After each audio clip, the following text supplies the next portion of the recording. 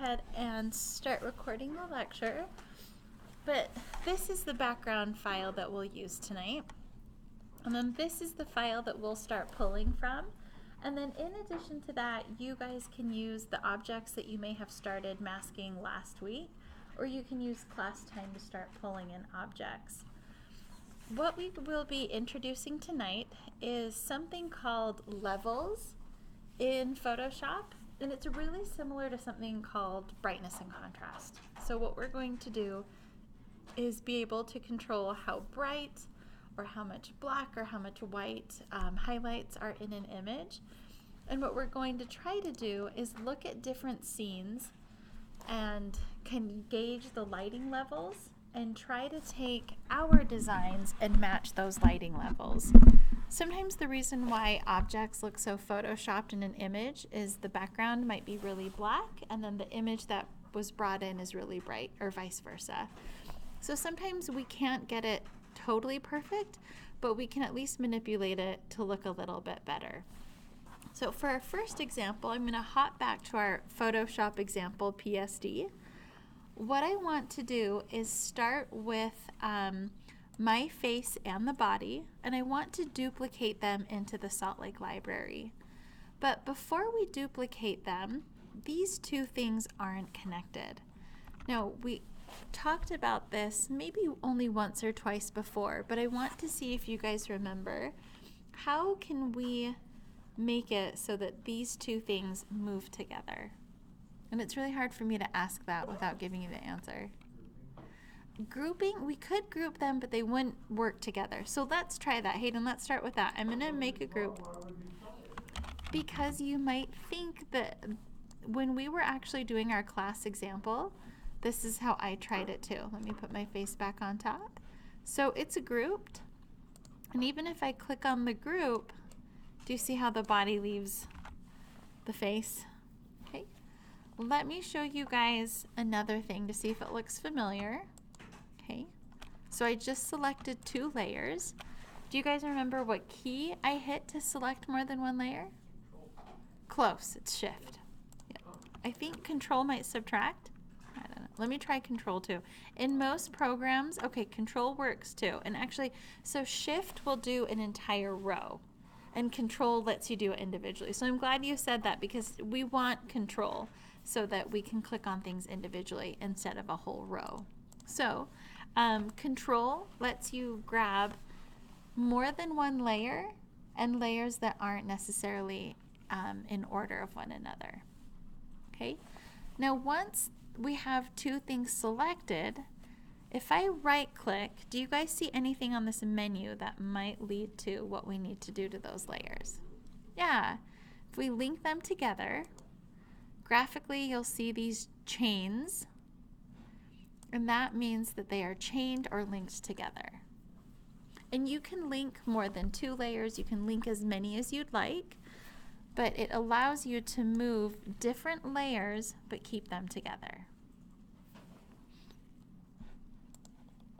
And so now what I'd like to do is duplicate these layers into the Salt Lake City Library. Okay, and again, this is kind of a review of what we did last time, but let me wait for just a moment and give you guys some time to link.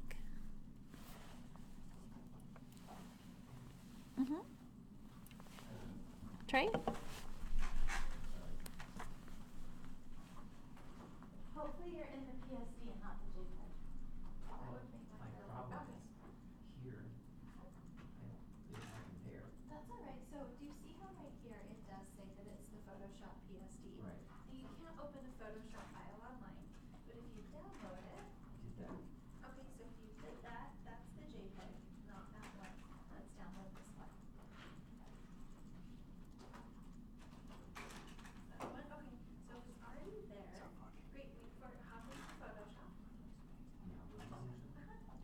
It was there. Now that's the JPEG, so close that one. And then open up the other file, the PSD from before.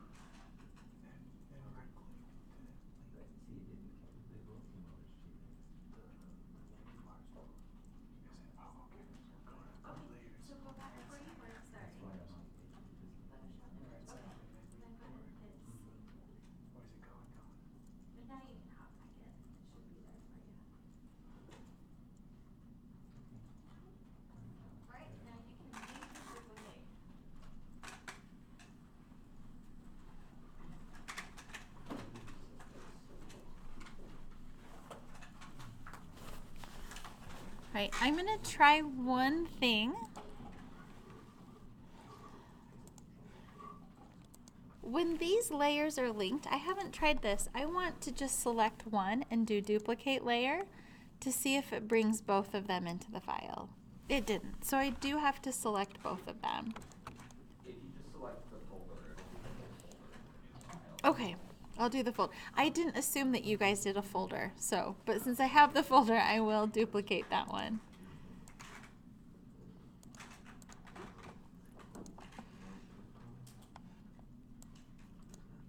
All right. So now, oh, I'm gonna pop everyone up. Right, everybody good? We're here together? Okay. What was that? Where did I lose you? All right, now that I'm here, before we transform, what I want to do is take the grouping or either one of the layers, and maybe what we can do is duplicate it from the right side and even to the left side. Well, let's make a copy of each one of those. So again, I'm going to right click and do duplicate group. If you haven't made a group, you can just duplicate these layers, but I essentially want a twin in there.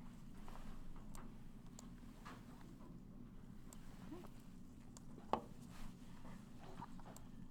you accidentally group something, how do you ungroup it? What you can do is, if you want to take everything out, if you delete the group, it'll ask you, do you want to just delete the group or its contents? So you can do the group only and see how everything comes out of that folder. You can do it that way, or if you just want to take one thing out, you just drag it out of the group.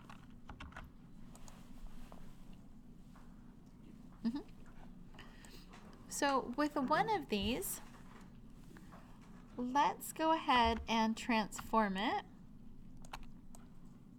and make it small, maybe not that small, but let's put it down towards the end of the hallway.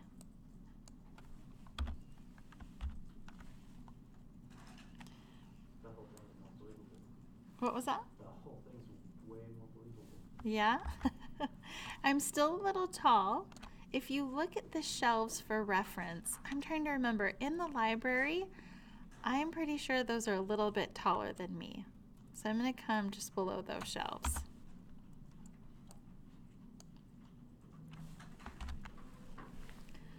You get really pixelated back there, but that's okay for now.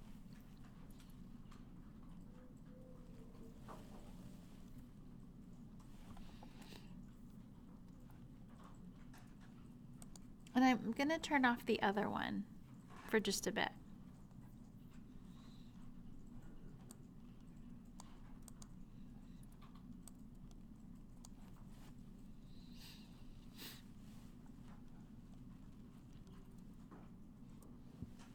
Hayden? So if you click on the group, right, Uh-huh.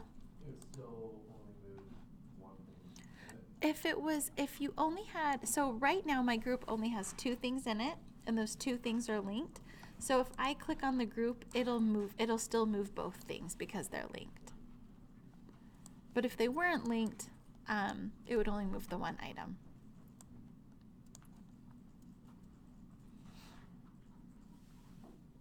Right. Now we're going to be adding a new mask. So down here at the bottom, this is the mask that we typically use, a layer mask. But right next to that, there are adjustment layers. And if you click on that, there's a whole bunch of different ones that we can use. Over this semester, we'll be looking at levels, brightness, contrast, and hue and saturation. We could probably even use the black and white filter, but that's really what we focus on. Let's go to levels just to start out. And what it does is it kicks you into your properties menu. And what that's doing is it's showing you the properties of that level layer. So start playing with these toggles right here. And first tell me, are the levels being applied to the entire image or just me? Can you tell by my screen? Everything but the face. Yeah, so my face is still really, it might be working on it, but I might just have such a bright face, who knows, okay? But the thing that hopefully that you're noticing is that we want to just change the levels of me and not the entire library. So let's go back to our layer manager. So mine is just a couple down from there. And this will help too. Right now, if we look at our level order, if the top is what comes up front, do you see how my levels weren't in front of, wasn't on top of my face? And so that's why you couldn't see the change there.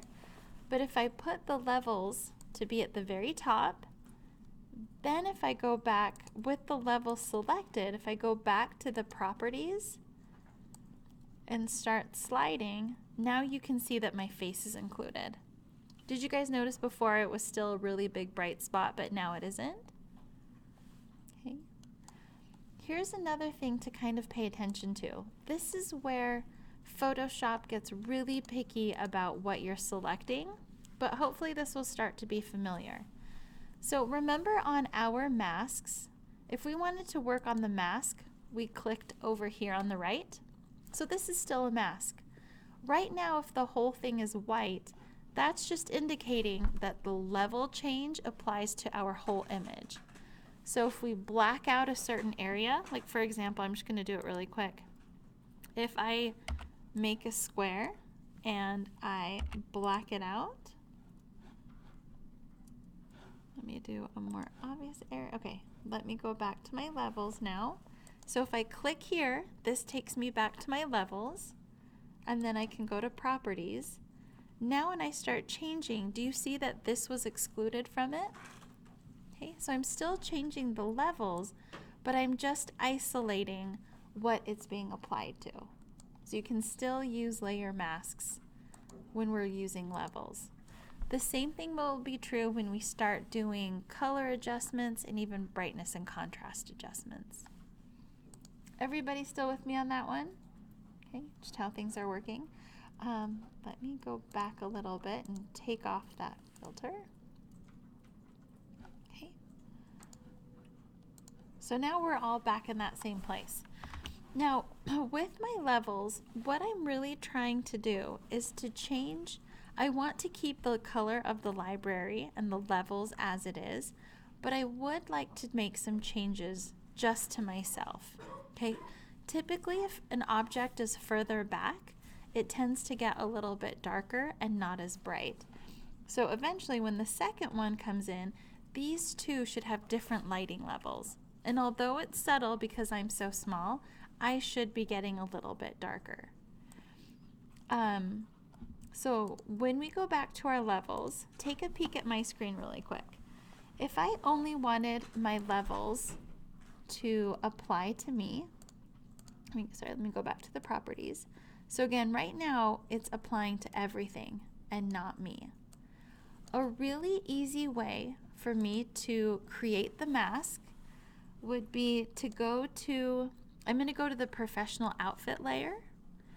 And in this case, if I grab the magic wand and kind of click out in the middle of nowhere, do you see that it selects essentially everything but me? It's just me kind of floating in space. So that's typically how I would go through and select something to isolate on the other layer. Okay, because in this case, my body has already been isolated from the background. So it should be easy to grab the area around it.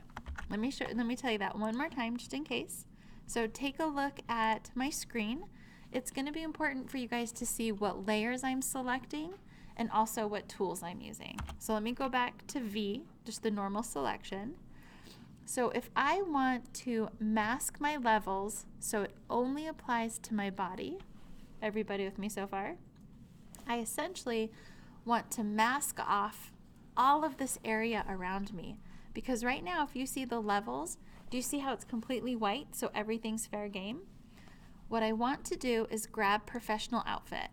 Do you guys know why I'm selecting the outfit and not my face? Yeah, my face is tiny, whereas the body's larger, so I want to get the whole body. What was that? Face is within the outfit. Yeah, exactly. Perfect. So I grabbed the outfit, and then a shortcut to quickly grab everything around it. This is where the magic wand tool is actually helpful. Remember when we were doing the Converse shoes and the wand tool was kind of useless? The wand tool is actually really good at just grabbing wide open areas. The quick selection tool couldn't even do this very well. See, it has to kind of think about it for a minute. This is where the magic wand tool, again, is really helpful. So I have this selected. I want you guys to think about this for just a minute in your head before I tell you what to do. My next question to you is, how would I go about masking my body? What are the next steps? Like, this is all part of it, but just take a look at my screen and think about what you would do next before I show you.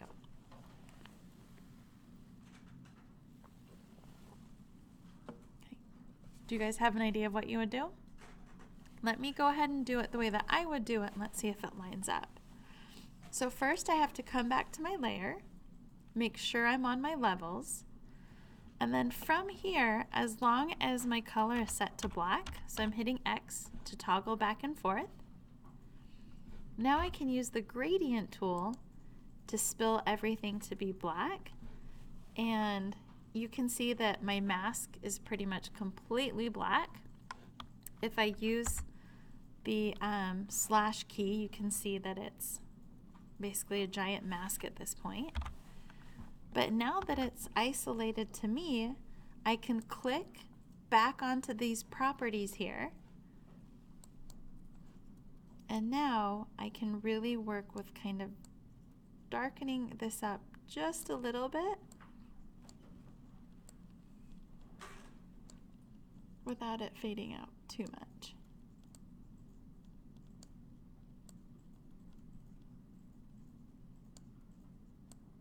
Okay, why don't you guys try that? And again, my screen might look a little bit different from yours, but try to find a level where you think it kind of fades into the background a little bit better.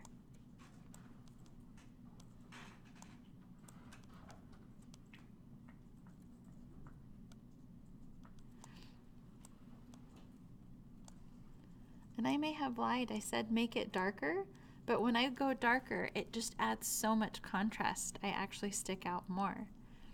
I find that actually washing it out might make it look a little bit better.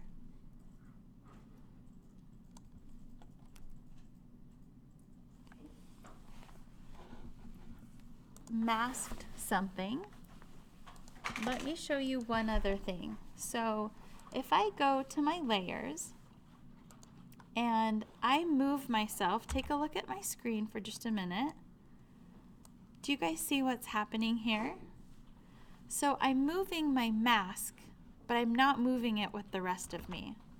Can you guys tell me, excuse me, how to fix that? Link it, good. So now if I just hit Control again, I can link all of those together. So now if I move, it still moves with me. Do you see that there are still, because I moved it so much, there's this kind of gap right here too? So I can fix that later after I get everything moved, but we'll get a workaround for that in just a bit. Let me put it back where it was. So don't forget to have your layer mask move with you. Okay? Now on that note, I'm going to turn this off. And I'm actually going to delete this one here. And I'm going to start the whole process again. So I'm going to give you guys a minute to meet me back in this folder, or in this file right here. Yep, Mickey? Any objects. And so even if it's ridiculous, scale it so it looks like it fits, and then change the lighting so it looks like it fits. And just make sure it's appropriate for school. That's the other thing. Okay. All right. So starting over here, we've got this image. And I have already created the group, So I'm going to right click and I'm going to duplicate the group. And I'm going to pop it into the Salt Lake Library. Now once I'm in here, here I am. I'm way too big. I'm going to use Control T to transform myself to the right size. Now even if you're working on your own, can you guys tell me why I would want to transform first and then do the levels? Why do you guys think that is? Because the light on you changes depending on where you put it. Yeah. And the mask will change too. So if I start off really big and then do the light levels, my mask will change as well.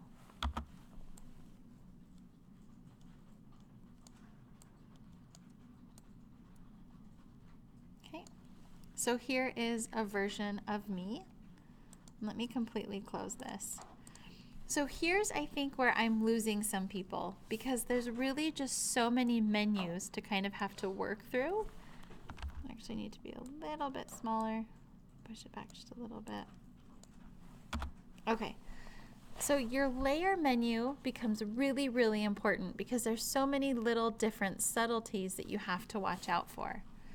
So right now, looking at my layer menu, do I even have a levels mask on right now? I don't. I can add it by coming down here. So these are our adjustment layers. And by default, when you add an adjustment layer, so if I do levels, let me go back to my layer menu.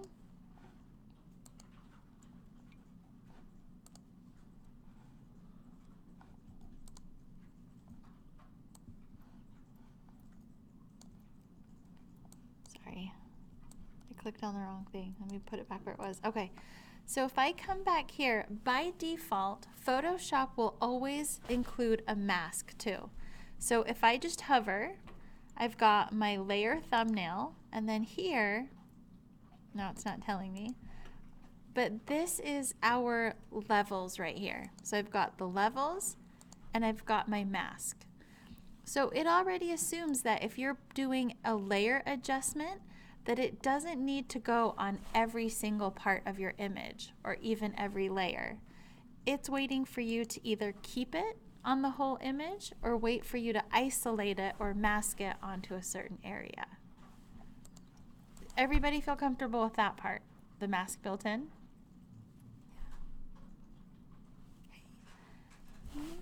Yeah?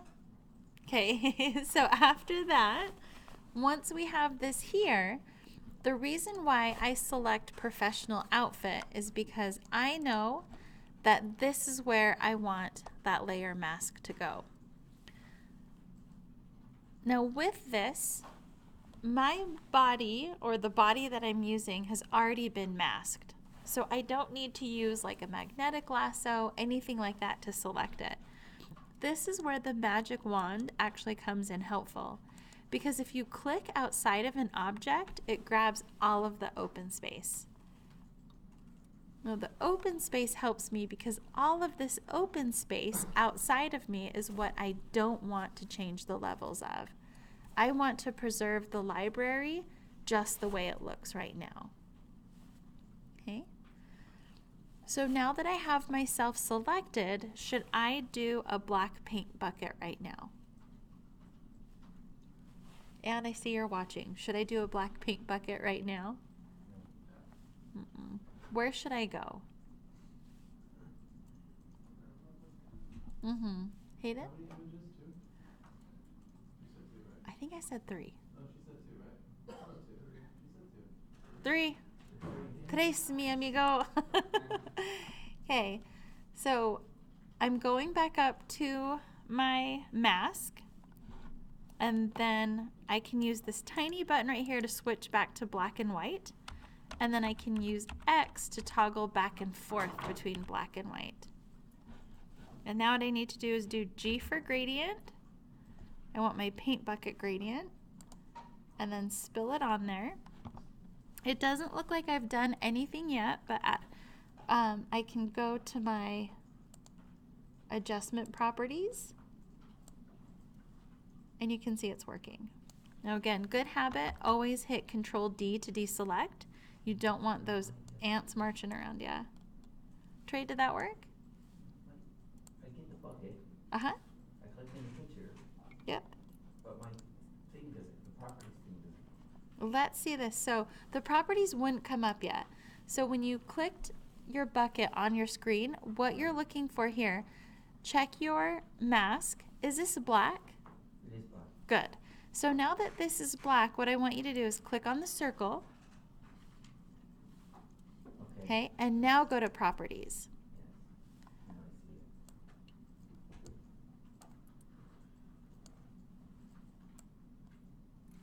it. And now what you guys are going to have to do is essentially repeat that whole process. But this time instead, you can try it with me, with the larger me. I want you guys to try that as well. And then after that, you're going to do it with your 3 objects. When you turn this in, please turn me off and then just keep the 3 objects that you pulled in. You can keep the small one in, that's fine. But I don't want to see the large one. I don't want it to block the items that you're pulling in. Okay. Do you guys know where to go from here? Yeah? Okay. Give it a shot. I'm going to add another layer if it helps you guys tonight. So I'm going to back up a little bit and bring in, so I brought in Art Space. You guys can pretend it's something else. But when you look at my layers, here's Art Space and it has a mask on it.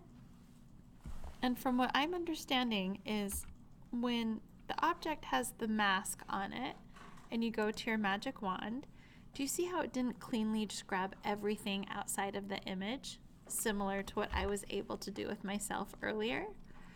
So that makes it a little bit harder to just make the levels go on Art Space or whatever other object you're trying to do. So can't you have like this giant Mario that I'm looking at? It might make it a little bit harder.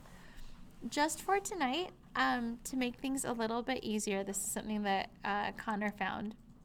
If you right click on the image, so I had to come do it in the name, I'm going to convert it to a smart object. And once you do that, you're able to still select outside of it like you were before. Will you go back? Uh-huh. Yep. So let me go to my history. Okay. So right click on your object, Hayden, and anybody. And I'm going to hang out here for just a minute. Convert to smart object.